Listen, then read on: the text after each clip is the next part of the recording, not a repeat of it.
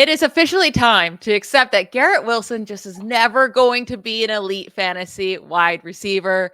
We react to the Thursday night football game and give our favorite flex and DFS plays of the week on today's episode of Locked On Fantasy Football.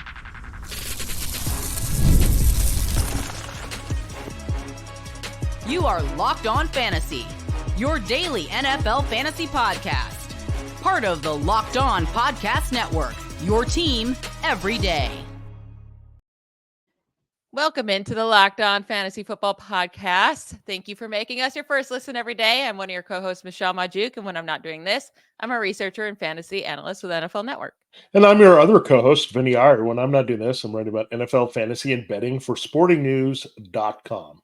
This episode is brought to you by PrizePicks. Go to prizepicks.com/LockedOnNFL and use code all lowercase LockedOnNFL to win $50 instantly when you play $5.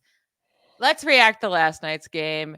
It was as boring as we thought it would be. Like, the Jets put up points and they're fine, but the Patriots could do absolutely nothing at all. On defense or on offense, it was atrocious. But Aaron Rodgers looked much better in week 3 than he has the first couple of weeks. He threw for 281 yards, 2 touchdowns. The issue was he's spreading out to everyone. Garrett Wilson does get 9 targets, only 5 receptions, 33 yards. Luckily, gets the short touchdown to save his day. What do we do with Garrett Wilson? We have to stop ranking him inside our top 12, I think, moving forward. Yeah, I mean, I think where you might do that is when they are actually facing a team that can put up some points, right? I mean, early in the season, the Titans weren't much of a challenge last week. The Patriots didn't do anything this week. What the Jets really want to do is win with the running game and defense. They showed that. They're willing to distribute the carries between Breece Hall and the rookie Braylon Allen, even bring in Isaiah Davis, the other rookie, to carry the ball. So that's what they want to do. They want to run, set up Aaron Rodgers for easy passes, spread the ball around, play action, and then dominate defensively. So if they're not getting much resistance here, it's going to be tough. You're going to be touchdown dependent in a lot of these games with Garrett Wilson because Aaron Rodgers doesn't force the ball to any guy. He has Lazard, his boy. Mike Williams is starting to heat up. You have Tyler Conklin becoming an annoying factor. Remember when he said, oh, there's nobody. This offense is going to go through Wilson and Hall. Well, Hall has competition in the backfield. There are a bunch of targets getting involved. So this is a good reality development for the Jets because I think it makes them a better team overall. And, yeah, the first matchup also was hard against the 49ers, and you knew that was going to be a defensive struggle. But when we get into situations like I think the Vikings are coming up, that could be a little bit of an opportunity where we have a little bit of back and forth between these teams. I don't know. That also could be an ugly defensive game. So you need maybe like the Bills or Dolphins or somebody on the other side with Tua to say that, okay, it's going to be a bit of a high-scoring game where Aaron Rodgers is going to have to put the ball up a lot, not do the 250-2 ceiling, right? You need him to do more than that. So, again, he'll be okay. But again, you just can't expect huge volume from him going forward. Yeah, I think we need to take the name out of it. Like, I know we are all just waiting for Garrett Wilson to become this elite wide receiver. He was a great player. I mean, he made a great catch. So fantasy-wise, he's a good wide receiver, but he's not in that bucket of, the top elite guys where we need to be ranking him top 10, top 12. Like, he's more in that Terry McLaurin range, honestly. Good reality receiver. Yeah, you got to put the numbers up, though, right? Yeah. So. Now, Breece Hall, fantastic again. He's one of the few players that are actually doing what they're supposed to be doing this year with where you drafted him. And it's surprising because Braylon Allen's getting on the field way more than we expected, right? But they're both looking so good. Braylon Allen is looking fantastic. I do think he's a solid flex play moving forward. I think they're going to use both of them. He didn't need to be used as a receiver in this game, so he didn't get any targets. So it's not like his fantasy points were great, but 11 carries, 55 yards. Like, I think that he's going to start to get even more and more involved. He just looks really good. So I think this offense is going to be very heavy with both of these running backs. Yeah, I think you might need a touchdown over to pay off with Braylon Allen, especially if he's limited to groundwork, because then it's not that great of a play, right? So you have to think about that, but he's going to get involved. You need him to score a little bit more, but they seem to still be dedicated to Breece Hall near the goal line and the scoring chances you saw him get overturned there for a score in the game. He looks pretty good at the goal line, so they're not going to mess with that. What I like about it is like Braylon Allen is a clear-cut handcuff, and you have somebody who can keep Breece Hall from being run into the ground, right? You have just enough work for him to keep Breece Hall fresh, can make those explosive plays. So that's I think in the end, it's good for Hall. It's not bad for Hall because it's a run-heavy offense, and they want to diversify, and he gets more dangerous if you have somebody who can change the pace. Now, moving on to the Patriots side. I mean, their offense is just so bad. And you can't put it all on Jacoby Brissett because that offensive line is one of the worst things I've ever seen happen. I don't even know how he's going out there behind that. And I mean, Rhamondre Stevenson just had no chance last night, right? Because they're starting to get blown out quickly. The offense couldn't move the ball at all. He had one good run. Like Rhamondre Stevenson was definitely the best part of the offense, but he just didn't get to touch the ball that much.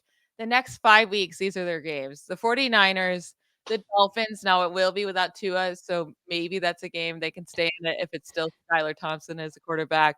But then the Texans, the Jaguars, and then the Jets again. Those are their next 5 weeks.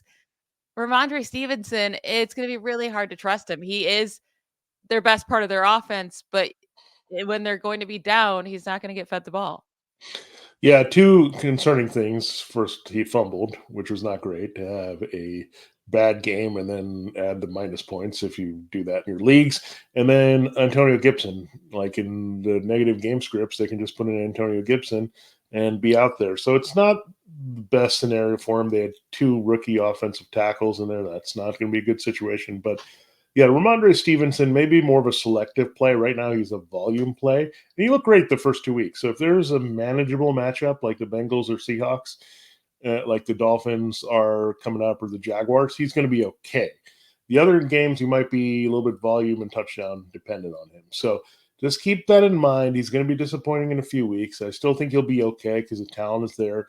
And this running game is going to have better days, and maybe Drake May opens things up at some point. They have to turn to him. It's not all that great, but Drake may at least look like he knew a little bit what he was doing when he came in late in the game. So there's some hope. I mean, it can't get any worse with Jacoby Brissett. I mean, yeah, they with that line, I understand not wanting to put in your rookie quarterback, especially with what we're seeing these rookie quarterbacks playing right now. It hasn't been great. And you don't want to ruin this kid playing behind this line. But at the same time, Jacoby Brissett, not a mobile guy. So expecting him to make something when he's running for his life and he can barely run and he's going to be much slower than these defenders, maybe May would give this offense a better opportunity, but they have to, these coaches kind of have to balance that. They don't want to ruin their young quarterback's career either too early. So we'll see what happens with this offense, but it's as bad as we thought it was going to be. And, Hunter Henry was a guy that we thought you could throw into your lineups at tight end this week. 2 receptions, 9 yards. So I just don't think we're going to be able to trust anybody in this offense. Yeah, and they suddenly got Demario Douglas involved, why? And then Jalen Pollock's flashes, but they just don't give him the opportunities. So maybe that's also important. I think you might have to wait for all these passing game assets to be unlocked a little bit more. And you talked about Brissett not being able to run. At least May can run. We saw that. He has a little bit of athleticism and juice to make some plays there. So we need them to turn the page. Will it be next week? Probably not. Could be, but I think at some point you'll see Drake May make starts. And again, it can only go up from here. Yep. Now, in our next segment, we're going to go past this Thursday night football, hope for better fantasy performances throughout the weekend. But we're going to do our favorite flex or our favorite prize picks of the week, like we always do. But this time we're only picking guys that we like to start as flex players this week for your fantasy league. So even if you don't play prize picks, there's still a lot here for you to learn heading into week 3.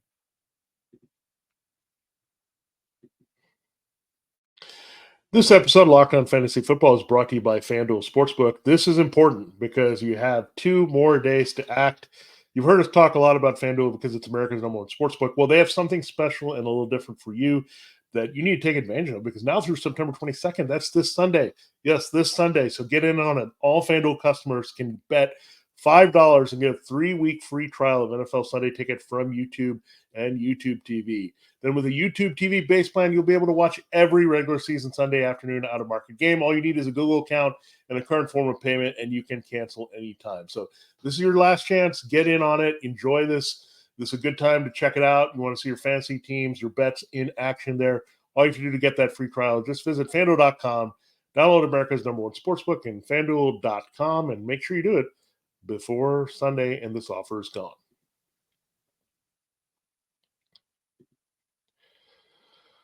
All right, Michelle, it's time to look at our double dip here, I'll call it. So we're doing flex plays only. So we're not giving you obvious elite quarterbacks or other players that you would play that are just no-brainers. This is going to be the deeper dive cuts here that we're going to go into that you might be on the fence about, or you're wondering if you're playing the flex. So I'll let you start with your first choice here. And this is also double dipping as our more for our PrizePicks picks of the week.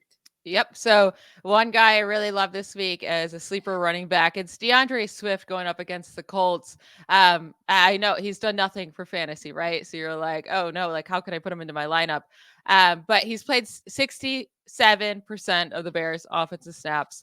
The Colts are atrocious at stopping the run. They've allowed 474 rushing yards allowed this year, the most by any team over the first 2 games of a season over the last 40 years. Both Joe Mixon and Josh Jacobs went absolutely off on the Colts, allowing 150 plus rushing yards to both of them, right?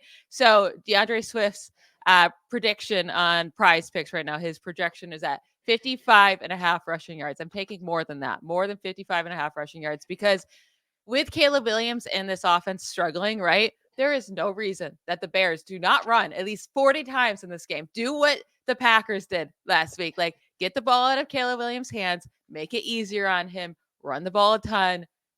DeAndre Swift should have no problem hitting more than 55.5 rushing yards. Yeah, and Khalil Herbert is a very limited factor. He did get some red zone work there to score, but Roschon Johnson has been a no-show here. So it's DeAndre Swift in the passing situations, which will help a little bit just to get him warmed up. But I think he can also run well in this game. He is an underrated power runner. So 55.5 is a good number. So if you get more than that, you're looking at a very good flex play, and you're hitting your PrizePicks as well. I'm going to start with Chris Godwin. Some might be on the fence with him. Based on where you drafted him, you might have drafted him as a wide receiver 3. Well, he's operated much better than that here this season. It's a pretty high total, I'm going to say, 67.5 receiving yards against the Broncos. The Broncos secondary is not bad, but it's mainly on the outside with Pat Surtain. So I think they'll have to go to Godwin more than Mike Evans again, and we'll field Baker Mayfield. So they're at home. He typically does pretty well at home. 67.5 receiving yards. I'm going with more. So another solid game from Chris Godwin this week and a very good matchup. I like it. I mean, Chris Godwin has been fantastic, right? So I would love to see him just keep getting those targets. I want to see Baker Mayfield have a fantastic year all year long. So if he can not only have Mike Evans as a big play guy, but also Chris Godwin as his slot guy that he can always trust, that possession receiver, it's going to be a good year all around for the Buccaneers. Now, this is a dude I love, right? Tank Dell. And I'm saying you can play him in the flex this week. And I'm doing it in some leagues. And right now on PrizePicks, you can get more than 49.5 receiving yards. That's his projection on PrizePicks right now, 49.5 receiving yards. That's all you need more than. And I know it has not been pretty this year. He only has 37 receiving yards on the season. So you're saying how is he going to get 50 yards this week? Well, I just don't think it's going to be as bad as it's been for him. It's not like he's not on the field. He's ran 66 routes. 2 fewer routes than Nico Collins. Nico Collins, Diggs, Dell are all within 3 routes of each other. Those 3 are the guys on the field at all times. And Dell has combined this year for 152 air yards this season. And again, he only has 37 yards.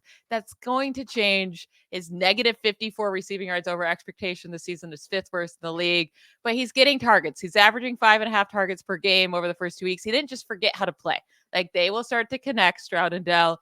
Last year, he hit at least 50 yards in each of his 6 games. He had 5+ targets. He had 70+ yards in 4 of those 6 games, 100+ yards in 3 of those 6 games. Like, I like him to have his breakout game for this season in week 3, more than 49.5 receiving yards. Yeah, and likely it will come on one play. I'm just going to tell you that. Yeah. If this happens, he just missed a long touchdown here for the Texans. So it can happen very soon. Just get used to the fact that Nico Collins, Stephon Diggs, and Tank Dell, one guy is going to be left out every week. It's just going to happen based on these matchups, much like the 49ers where Brandon Ayuk, George Kittle, and Deebo Samuel, same type of offense. So just expect that and expect it's okay to have a big play guy that you're dependent on. Dell is that guy that he can get in position to make that big play. I don't love him this week because he's a little big play dependent and volatile, but I can see why you would want to attack that number, right? At 49.5, again, he's a guy that has a lot of talent. You can do a lot worse in your flex spot. Now, I'm going with Tony Pollard, and Tyjae Spears is a bit banged up for the Titans. 59.5 rushing yards is the number on PrizePicks against the Packers. So I'm going more with that with Tony Pollard. The Packers' run defense also been pretty bad here to start. Saquon Barkley, Jonathan Taylor. Now, Tony Pollard is not them, but interesting that Barkley was a free agent pickup. Pollard was as well. And I think they got to get back on track. They got to run Pollard quite a bit, especially if Spears is limited. They got to take some pressure off Will Levis. So I like that number quite a bit here. I love Pollard this week, and I think he easily breaks 60 rushing yards against the Packers.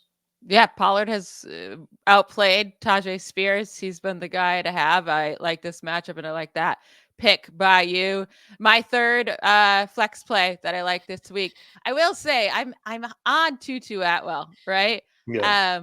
But he did not have a PrizePicks projection that you could choose from, at least last night when I looked. So I'm going to go with Demarcus Robinson's more than 43.5 receiving yards. And I do think Demarcus Robinson or Tutu Atwell will have a big game in this matchup against the 49ers. But either way, I think even if Robinson doesn't have a big game, I think he's going to have more than 43.5 receiving yards. He hit 44 receiving yards in 6 of his last 7 games played. So that's what he needs, right? 44. The only week he didn't was in week 1 when he had 42 yards. So he just missed it. In that one game, he didn't hit 44. And that's when both Puka and Cooper Kupp played at least part of that game in week 1. The 49ers, their defense has not been what we're used to. And these wide receivers are getting receiving yards. I mean, Justin Jefferson destroyed him, obviously, but Allen Lazard, 89 yards. Garrett Wilson, 60. Jalen Naylor had 54. So Robinson, 43.5 receiving yards. It's just too low. And I think he's a viable option if you're desperate for a flex play this week. Yeah, the Rams are really beat up. He's going to have to see targets, and this number is low enough where you don't need a lot from this tough 49ers defense to make it happen. So, yeah, Robinson, you got to go in that direction. I mean, again, this is just too good of an environment for him right now not to produce. Now, right around the same number, I have 45 receiving yards for Khalil Shakir. Now, I'm going to say more. This Jaguar secondary is not very good. They open up a lot of things all over the field. The Bills have been targeting the middle of the field and Shakir quite a bit. Everyone was talking about the rookie Keon Coleman, but Shakir has been the trusted guy there and really cutting in a little bit. Unfortunately, if you have Dalton Kincaid cutting into what he can do in the middle of the field. But Shakir is very talented. He's been lining up in the slot for most of the time. The Jaguars, not very good, right? They gave up some decent yardage to Jerry Jeudy. He's primarily playing in the slot for the Browns last week. So I think it's a very similar matchup. Shakir is not going to go nuts, I don't think, but he always has a shot to score a touchdown because he works in the middle of the field. But I like it. This matchup is just too good against the Jaguars in prime time there. More than 45 receiving yards for Khalil Shakir. Yeah, he seems to be Josh Allen's go-to guy. I mean, Keon Coleman is basically a ghost. For whatever reason, Dalton Kincaid is not shining. So, yeah, I like that. He doesn't have huge upside, but he seems like a pretty safe play there. I want to give one more because George Kittle, right? It all of a sudden pops up on the injury report with a hamstring injury. We wanted to bring that up because we were gushing about him this week, right? He's our tight end 1 on the week playing against the Rams this week, but without Debo out there, without, Christian McCaffrey. We thought it's going to be a huge week for Kittle, but just keep an eye on his hamstring injury. But I want to give one more then because it's Juwan Jennings, right? Yeah. If they don't have any of these weapons and it's just Brandon Ayuk, someone else has to step up. I think Juwan Jennings would be that guy.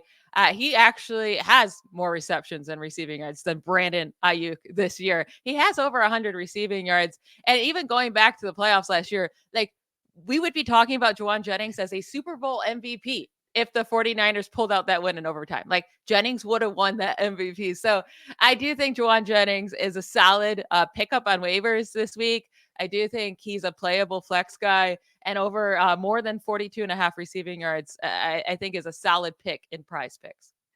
Yeah, it's a good call. And if I had to go with the running quarterback this week, I think I go Jalen Hurts. I think he's going to take over and keep doing that. I think we saw that last week with A.J. Brown. So I don't care what the number is. I think Jalen Hurts is going to just keep crushing it on the ground. So that's my always traditional running quarterback of the week. But I do like Jalen Hurts a lot this week on the ground. Yeah, now that we gave you 8 prize picks, I'm gonna, talk to you about prize picks and let you know how you can sign up and give you our promo code and all of that. And then after that, we're going to get into our FanDuel lineup of the week. Vinny and I will both share who we put in. Again, if you don't play FanDuel, it's cool because we're talking about all these guys that we're putting in. These are guys we like for the week, so it still will help you for your fantasy league. We'll get to all that to close out our Friday show. PrizePicks is the easiest and most exciting way to play daily fantasy sports. Unlike other apps on PrizePicks, it's just you against the numbers. All you have to do is pick more or less on 2 to 6 player stat projections and watch the winnings roll in. Yes, I know we gave you 8 mores, right? Because we're a fantasy podcast. We love these guys to produce, but you can also pick guys to have less than their projections. PrizePicks is the only real money daily fantasy platform with an injury insurance policy. That's absolutely huge. So, if one of your guys gets hurt, it doesn't matter. Your lineup is still in play and you can still win with the other guys that you picked in your lineup. They stay alive. And what's awesome is that in the month of September, if you can pick Caleb Williams to have 1 passing yard and it's an automatic win, right? Like he's going to get 1 passing yard, but this is their special for September. So any week in September, you can do this. You can put in Caleb Williams into your lineup and it's a free square. You have 2 more weeks left to utilize that. Download the PrizePicks app today to, get involved. We gave you our 8 favorite picks. Use code LOCKEDONNFL and get $50 instantly when you play $5. That's code LOCKEDONNFL on PrizePicks to get $50 instantly when you play $5. You don't even have to win to receive the $50 bonus. It's guaranteed. PrizePicks, run your game. The new Locked On NFL is here. Locked On NFL is now 2 shows every day. First, the madman Tyler Rowland kicks off your morning with a double shot of NFL espresso, and then stop by the barbershop with Tony Wiggins for some real NFL talk. Add in the Locked On local experts, and you get unprecedented NFL insight, hot opinions, daily breakdowns, all in 30 minutes. It's the new Locked On NFL, and it's twice a day. Make the madman Tyler Rowland and the barber Tony Wiggins your second listen. The new Locked On NFL on YouTube or wherever you get your podcasts. To also to add to that, I'm always on the Thursday morning shows with Tyler. We have a fun time over there, so give us a listen for sure. Now, finishing up our Friday show, we're going to get into our FanDuel lineups. Vinny, who is your favorite quarterback play of the week that you put into your FanDuel lineup? Yeah, I'm not using Jalen Hurts, by the way. His number on PrizePicks is 40.5. I just cannot leave that lingering, so it's 40.5. He'll easily clear that. I thought about Jalen Hurts for this spot, but I'm going with Brock Purdy. I'm still sticking with him. Wow, with no weapons. Yeah, I'm still sticking with him, and I think that's why, because I think a lot of people might be off him a little bit, but the matchup is just good. Rams secondary stinks, and you just talked about Juwan Jennings. So if he has Juwan Jennings and Ayuk, and whoever else they want to throw out there, Kyle Juszczyk can catch a touchdown. It's going to happen, right? So Brock Purdy needs a get-well game. He's seen the defenses of the Jets and Vikings. He's coming home. He's coming home kind of to California. That still counts. And they're going to the Rams this week. So I do like Purdy to light up the Rams, and they might need to do a little bit more in this game, throwing it and getting that lead for Jordan Mason in the second half. So I like Brock Purdy quite a bit. I'm sticking with him. I like the price too, 7,400. So I paid up for my quarterback. It's Kyler Murray. I'm going with him. We saw him absolutely destroy the Rams, and I know the Rams defense is not as good as the Lions, but the Lions still aren't a very great defense either, right? Like I think he's going to be able to throw against them. He's been running a lot, 59 and 57 rushing yards over his first 2 weeks. So I'm willing to pay up for Kyler Murray here, and I went with him. For your running backs, Vinny, who did you go with?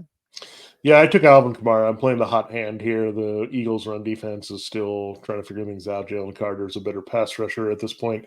So I'm taking Alvin Kamara. Good price as well. Well, expensive, but still, I like the price at 8,400. He has been the top fantasy running back so far. It helps when you score 5 touchdowns in a game, but I don't think he scores 5 touchdowns, but I think two could work against the Eagles. So I like him as my first RB, and then I'm going Tony Pollard, aforementioned, back from the Titans, 6,800, balancing it out with Kamara.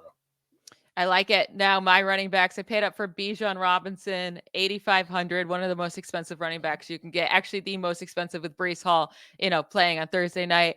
But I think he's your running back one, right? Breece Hall was my one, but I had Bijan at 2. They're going to have to score a ton of points to keep up with Patrick Mahomes and this Chiefs offense, right? And he's just going to get a lot of receptions, I believe. So that's why I paid up for him.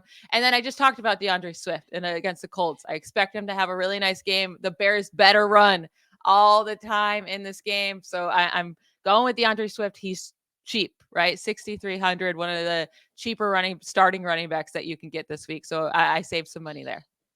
Yeah, if you want to have some fun this week, you could have a Taylor Swift backfield. They're in the same game, so you could have Jonathan Taylor and DeAndre Swift. So you could have that. I did not include that. I just wanted to mention that. You could put that lineup if you want. Now, the guy I'm going with the stack with Brock Purdy, it's got to be Brandon Ayuk at this point. That's the person I got to put in. He's the guy that could dominate targets this week with all these injuries. 6,500, really good price. I mean, he's way down there, I think, beyond wide receiver 40 right now after 2 games. He is due for a big spike game, and it's going to happen this week. And I also have Brandon Ayuk. Okay, so that's good. I mean, so we're on the wavelength there. Chris Godwin, we mentioned earlier, as a really good play this week. I have him as my third wide receiver at 6,500. And then I'm going with Chris Olave. We're into Rashid Shaheed a little bit, but this Eagles secondary is having problems. I think the attention is going to try to take the deep ball away with Shaheed. Olave was pretty good. He came on last week to make plays. So as the rest of this offense comes together, it's going to circle back to Derek Carr and Chris Olave having a good connection. So I do like it. The Eagles secondary, very vulnerable all over the field. So he's my third receiver. Yeah. Now with your Brandon Ayuk, it just makes sense to have him in here because he's cheap, because he's been disappointing. All the weapons are hurt, right? And we've seen these wide receivers go off against the Rams so far. Like, there's no reason for Brandon Ayuk not to have a good game. I'm going with another disappointing guy so far this year, Amari Cooper, also cheap because he's done nothing, 6,000 against the Giants, who have allowed the highest completion percentage in the league this year, almost 80% completion percentage they're allowing. It's wild. Like, I do think Watson and Cooper can finally start to connect in this matchup. So I'm sticking with them for one more week. And then Jameson Williams. I mean, he's still cheap. They have not caught up to, his target share, what he's been doing. He's at 6,300, less than Ayuk, and he's been dominating with the targets, and he gets a nice matchup against the Cardinals. So I liked his price way too much to, not put him into my lineup. Yeah, that's a good call there. I mean, keep taking advantage of these guys. And James Williams is a lot like Ayuk in terms of having that kind of breakout season that we were looking for from him as a big play threat. So that's good. And both these guys are still cheap and affordable. I had to pivot off George Kittle, and I could go back to George Kittle if I know he's playing and I could afford him. But I'm just going up to Travis Kelce. So, yeah, you could have a Taylor Swift-Kelce lineup this week, but I did not do that. I'm going to Travis Kelce only because everyone's so down on him. I don't want to say big game is coming up yet, but the Falcons are pretty vulnerable. I mean, I don't think the Eagles could have targeted Dallas Goedert less in key situations. Grant Calcaterra was involved randomly, but you can throw a little bit in the middle of the field. Now, we said that it could be tough sledding against Justin Simmons and what you're looking at with Jesse Bates, but I think Travis Kelce can be a guy that you flip a few balls in the end zone and really put you over the top. So I'm just going to Kelce. I'm hoping he has a good game ahead of facing the Chargers, his favorite team to blow up of late here in week 4. So Kelce faces the Falcons. Yeah. You said Chargers. Well, that's next week. Oh, next week. He needs to warm up. He needs a warm-up game. Okay, I got you. And this is the warm-up game. He owns the Chargers. He's kind of looking ahead to the schedule. Sorry, I'm confusing all this stuff for you, but Taylor Swift will be at the game, even if Taylor Swift's not in your lineup with Kelce. So all that said, I think Kelce's a good, mild contrarian play to pay up for, and I had the money to do so, so I'm going to do that. This could be one of those games again. I don't need a lot. If he's covered downfield, it's okay. You can throw those little short passes to him and score. So I could see Kelce showing up in prime time with a couple scores this week. He always could, and I hope he does. I really hope he does. Now, I went with Kyle Pitts, who's our, a favorite of ours this week against the Chiefs. So in the same matchup, but The Chiefs have allowed Mike Gesicki to have a great game. They allowed Isaiah Likely to absolutely go off against them. Very similar type of tight ends to Kyle Pitts, right? Like guys you put into the slot, guys that can get it done down the field. So I expect Kyle Pitts to have a good game here. And then in my flex spot, I went with that stack, right? I went with the Marvin Harrison, Kyler Murray stack. I'm actually surprised I'm able to have so many big names in my lineup this week. It feels like I was just like unlimited amount of money. But yeah, I'm going back to that Marvin Harrison, Kyler Murray stack that did so well last week, but I think they could do great again this week. Yeah, I mean, looking at that situation, I think Pitts, Kelsey, that could be an interesting game where they both produce there.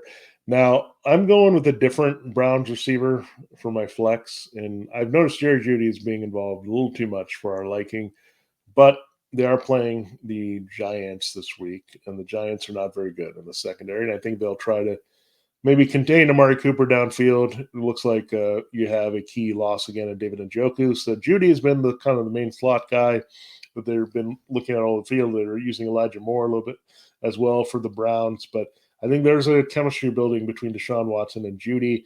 Two embattled quarterbacks this week, Daniel Jones and Deshaun Watson. But Watson got on track last week. He's back at home.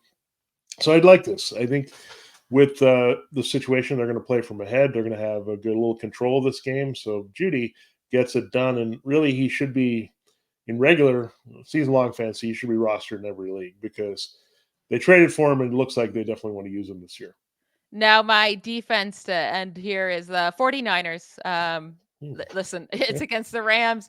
Matthew Stafford loves to turn over the ball against the Rams. He has multiple turnovers in 4 of his last 5 games played against the Rams. And he has no Puka. He has no Cooper Kupp. Like, the line is hurt. It's an easy pick to go with the 49ers. Yeah, I'm going to the Green Bay Packers this week. There's rumors, I don't think it's going to happen, that Jordan Love could return to play in that game, in the Malik Willis revenge game. I guess he wants to spoil that for Malik Willis going back to Tennessee.